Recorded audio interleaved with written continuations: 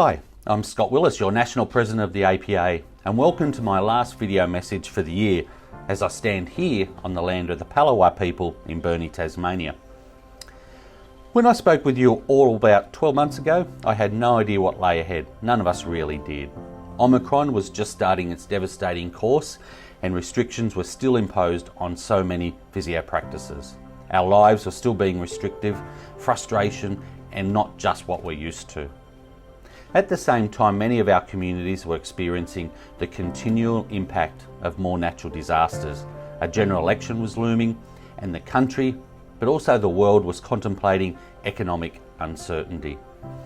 Although some of these challenges still remain today, I'm very pleased to report that thanks to the commendable resilience and adaptability, the APA is ending the year in very good shape, with many milestones and achievements delivered or underway. With the worst of the acute COVID crisis behind us, that by all means ended, we are focused now on new challenges as we emerge from the 3 years of worldwide viral infections. Now we are focusing on the ongoing and long-term impact of the pandemic, known as long COVID, on people, but also on the health system as well. During this year, I met with every state and territory health minister or their officers, and I've been in contact with the Minister for Health, Mark Butler, to explain the critical role of physiotherapy in the ongoing treatment of long COVID. Governments must get this right, and in my view, is they are too slow and unresponsive to the needs of those with long COVID. And I know firsthand, I've had long COVID and I've treated many patients who suffered from it. And certainly in influencing the directions of broader healthcare reform, it is the patient need that must be the key driver of how care is delivered to them. This is where we bring value to the reform discussion by placing the patient at the centre. This year we've increased our influence by shaping a strong policy agenda. We've packaged solutions to address strategic problems affecting the health sector, offering real savings to the health budget. We've really built strong partnerships and forged essential coalitions as we develop strategies to shape the future of physiotherapy, but also the health system as well. In progressing our agenda, we've made a strong case for reform. In our 2022 federal election statement, we outlined our vision for a sustainable future in our Future of Physiotherapy in Australia 10-year vision policy white paper.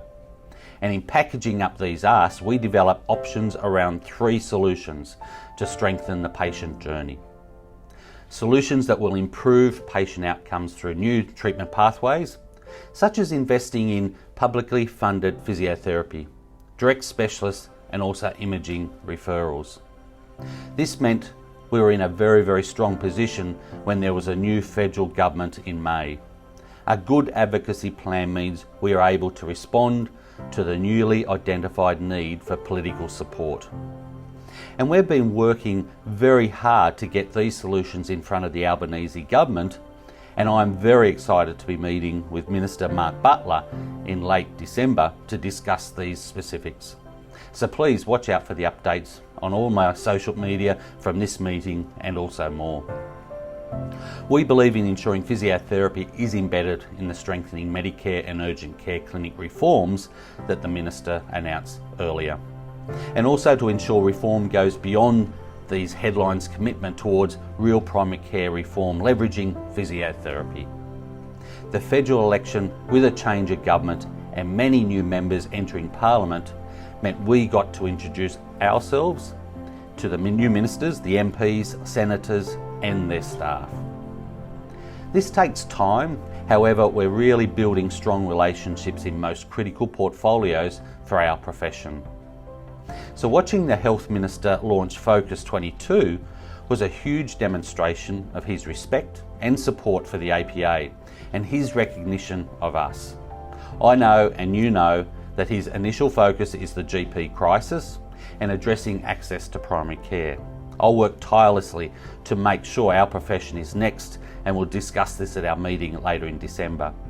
We have so much to offer the government, like high-value solutions that bring physio into primary care. We know our solutions will improve patient care deliver savings and efficiencies to healthcare. The APA welcomed Treasurer Jim Chalmers' first federal budget, which really reined in waste and set us back on a path to reform. We support increased investment in general practice and the government's strengthening Medicare program. However, full system reform won't happen if they focus on just one discipline.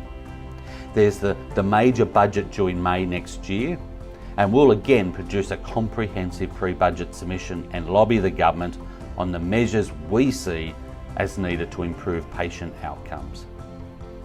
I know it can be very, very frustrating to not see reform happening at a faster pace, but every step we take advances physiotherapy and benefits each and every member will see.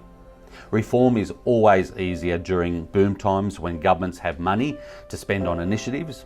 This is not the context we are operating in at the moment, nor for the foreseeable short-term future. Looking back on 2022, I can share with you some significant achievements that enhance our standing and our value in the system. I'm very proud to have launched our very, very first white paper, The Future of Physiotherapy in Australia, a 10-year vision policy paper. This milestone report gives me and the APA the basis for our advocacy and engagement with funders, that is those who make decisions that impact on our practices, incomes, but also regulatory environment. As I said, we're building good relationships with the government and also with very, very key stakeholders. Throughout this year, we've spent a lot of time and resources with private health insurers, other allied health providers such as the psychologists and mental health sector, AHPRA, our peak body, the Chief Allied Health Officer in Canberra, and the aged care and disability sectors. The APA sits on many committees and we've given evidence at parliamentary inquiries and also hearings. We are starting to get asked by mainstream media outlets for our comments and solutions to healthcare reforms and fielding these on our social media channels. These advocacy efforts build up the APA's name but also our reputation. What it means for physios is our voice gains respect and recognition, and we are better able to lobby and position ourselves. I won't go through every area, but I do want to emphasise the work in implementing the actions and deliverables of our third Reconciliation Action Plan, or our RAP. Our innovative RAP is all about putting initiatives in place to help us achieve our vision for reconciliation.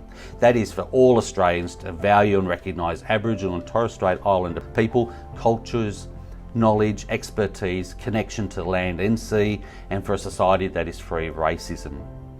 Through our RAP, the APA is focused on making the physiotherapy profession culturally safe for Aboriginal and Torres Strait Islander professionals, but also patients, and providing a viable and clear career pathway for Aboriginal and Torres Strait Islander people in physiotherapy.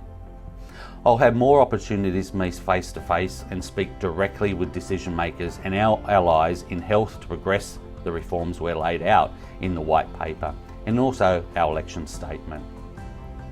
With greater commitments in the NDIS, in aged care, veteran health, hospitals, and promises of co-design and innovation, I end the year very hopeful that the path to reform is well and truly underway. Finally, we took out the 2022 Association of the Year Award by the Associations Forum. The award recognises excellence and accomplishment by associations in Australia. So I thank our APA family, including the executive team, board, National Advisory Council, committee members and the 31,253 members. Without all of you, we would not be in the position we are in today. Enjoy the festive season. If you have leave coming up, enjoy. If you're still providing the essential service over this period, I say thank you. But most importantly, take care, stay safe, and I look forward to seeing you all again in 2023. Thank you.